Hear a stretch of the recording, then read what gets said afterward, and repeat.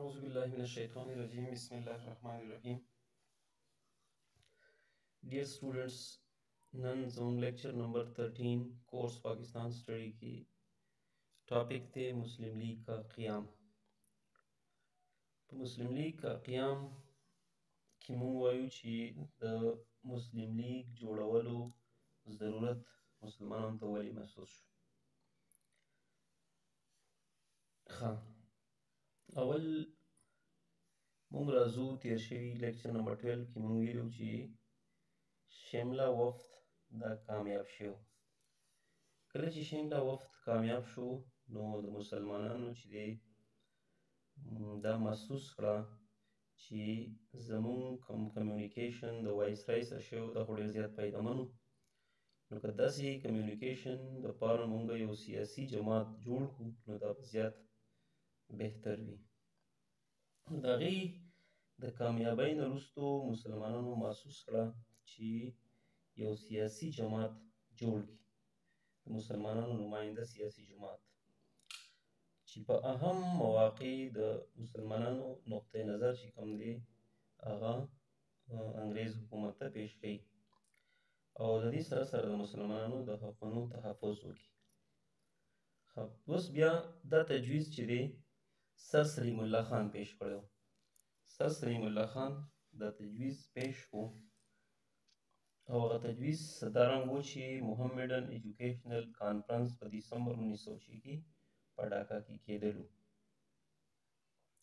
هغه وویل چې د دې اجلاس نه پس به د مسلمان رهنما چې کوم دي کوم چې برصغیر د مسلمانانو مشران دي د دوی یو اجلاس به منعقد شي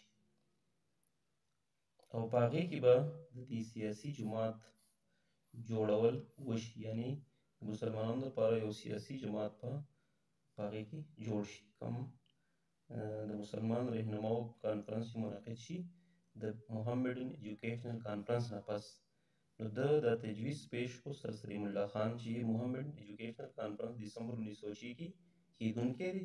نو د هغې نه پس چې کوم مسلمان مشران هغې ته راغلي د هغې نه وروسته به مونږ یو اجلاس راوغواړو او په هغې کې به د دې د قیام یعنې د مسلم لیگ د قیام لپاره لای عمل توی کړو. اوس د مسلم لیگ قیام ته راځو.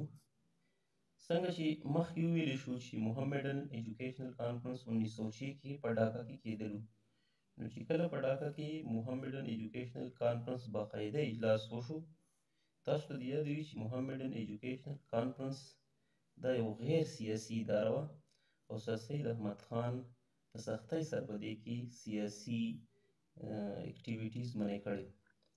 نو د دې نه چې دا باقاعده اجلاس کله وشو د دې نو د هغې نه پس څنګه چې سر سلیم الله خان تجویز پیش کړی و نو هغه یو اجلاس راوغوښتو چې د هغې صدارت نواب غفار الملک وکړو.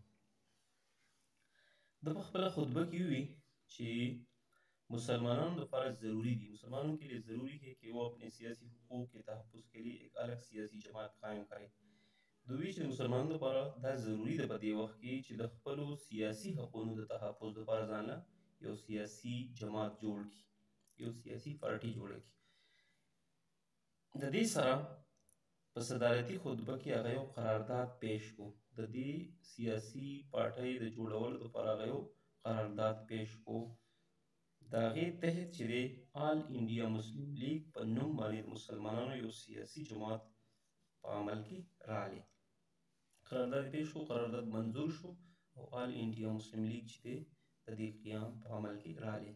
خو اوس موږ راځو چې د آل انډیا مسلم لیگ مقاصد څه وو، بنیادي مقاصد د دې جوړولو څه وو.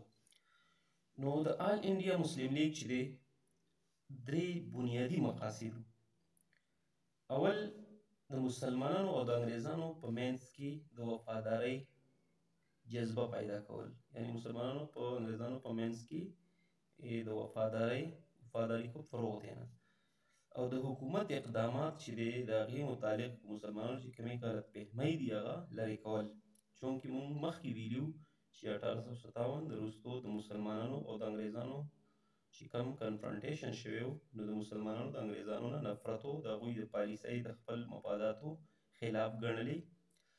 نو دې وخت کې د دې سیاسي جماعت مقصد دا و چې دغه نفرت او دغه اختلافات چې دی او غلط فهمۍ دا لرې کړي او د دې اوسني کوم چې د انګریزانو حکومت دی د دې سره ښه تعلق برابر کړي.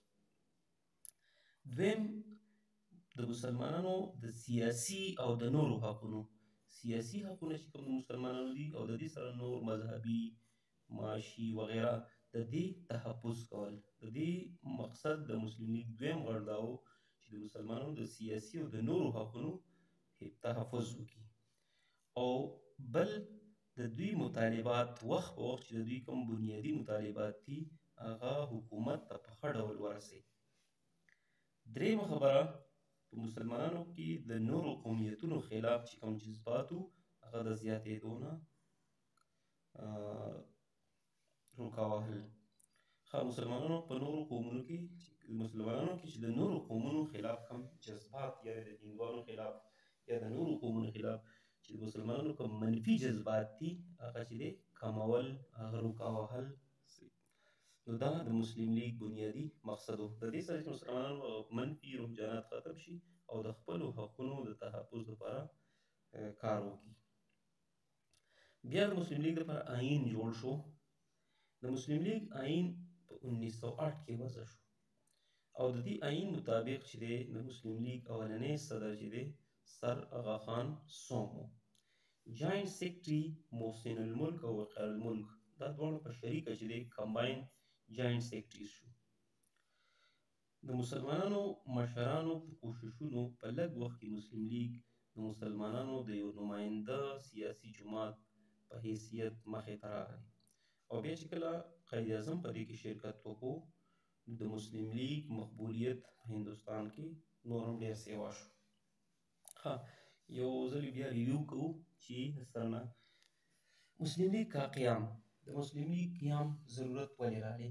شمله وفد چې زموږ سره کامیاب شو، مسلمانانو ضرورت محسوس کو چې موږ لا څنګه چې موږ د 35 اراکین میلاو شو د وایسرای ریسپانس ډیر زیات ښه و، نو دوی کې دا امید پیدا شو چې موږ لا یو سیاسي جماعت پکار دی چې وخت په وخت حکومت ته د مسلمانانو کوم مطالبات دي هغه ته پیش کوي او د مسلمانانو حقوقو تحفظ وکړي.